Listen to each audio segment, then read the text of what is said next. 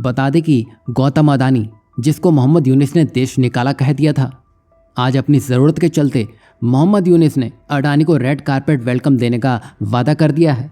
तो वहीं अमेरिका ने भी गौतम अडानी को थम्स अप दे दिया है, जिसने अडानी के शेयर्स में एक पॉजिटिव सेंटिमेंट ला दिया है। इन अपडेट्स की शुरुआत करें तो आप ये जानते ही होंगे, बांग्लादेश की स्थिति जैसे पहले थी अब वो और उससे बदतर हो चली है।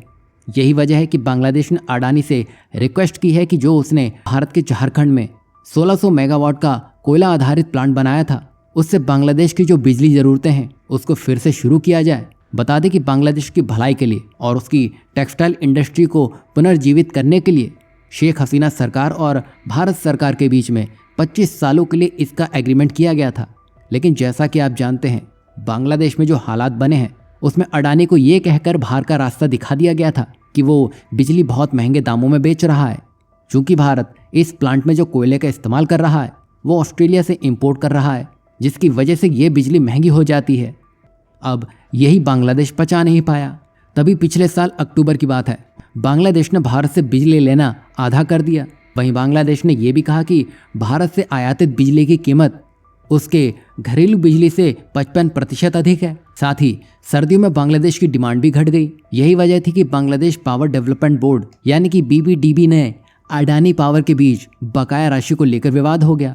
जहां अडानी ने $900 मिलियन का बकाया बताया, तो वहीं BPDB ने इसे $650 मिलियन तक ही समेट कर रख दिया। मतलब यहाँ बांग्लादेश कैसे ना कैसे करके भारत के पैसे ही खाने के मूड में दिख रहा है।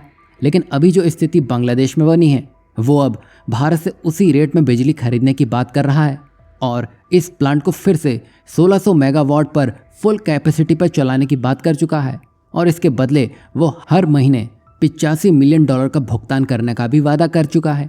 साथ ही जो पुराना पेंडिंग अमाउंट है उसको भी देने का वादा कर लिया गया है। मतलब अब जब सर्दियां जा चुकी हैं, बिजली की डिमांड बांग्लादेश में बढ़ी है, तो बांग्लादेश को खुद समझ आ गया है कि बिना भारत के और कोई दूसरा रास्ता उसके पास नहीं है। यहाँ आपको क्या लगता है, ये जो बांग्लादेश कह रहा है कि वो हर महीने $85 मिलियन देने का वादा कर रहा है, तो क्या वो दे पाएगा? वहीं दूसरी अपडेट भी अडानी से जुड़ी है, जहां बांग्लादेश में उसके लिए रास्ता खुलता दिखाई दिया है। तो वहीं डोनाल्ड ट्रंप ने भी अडानी को अमेरिका में एक बड़ा रास्ता बनाकर दे दिया है। दरअसल अमेरिकी राष्ट्रपति डोनाल्ड ट्रंप ने हाल ही में एक एग्जीक्यूटिव ऑर्डर पर हस्ताक्षर कर दिए हैं, जिसमें उन्होंने न्याय मंत्रालय को लगभग 50 साल पुराने कानून को रोकने और उसको रिव्यू करने का निर्देश दे दिया है। और इसी कानून के तहत अडानी समूह के खिलाफ रिश्वतखोरी की जांच की गई थी। बता दें कि अडानी ग्रुप पर आरोप है कि उन्होंने भारत में सोलर प्रोजेक्ट हासिल करने के लिए सरकारी अधिकारियों को रिश्वत दी और इसे दिखाकर अमेरिका में बॉन्ड जारी किए। अब ये मामला अमेरिका के फॉरेन करप्ट प्रैक्टिस एक्ट यानी कि FCPA के तहत आता है, जो विदेशी अधिकारियों को रिश्वत देने पर रोक लगाता है। और हाल ही में डोनाल्ड ट्रंप ने FCPA को सस्पेंड कर दिया है, ये कहते हुए कि ये कानून अमेरिकी कंपनियों को नुकसान पहुंचा रहा है। वैसे जो भी हो, इस फैसले से अडानी ग्रुप को बड़ी राहत मिल सकती है, क्योंकि उसके खिलाफ चल रहे केस रद्द होने की संभावना बढ़ चुकी है। बता दें कि पिछले साल बाइडेन एडमिनिस्ट्रेशन के न्याय मंत्रालय ने अडानी ग्रुप पर गंभीर आरोप लगाए थे, जिसमें 2100 करोड़ रुपए की रिश्वत देने की बात की गई थी। हालांकि अडानी ग्रुप ने इसे सभी आरोपों से पूरी तरह से खारिज कर दिया है और इसे बेबुनियाद बताया है।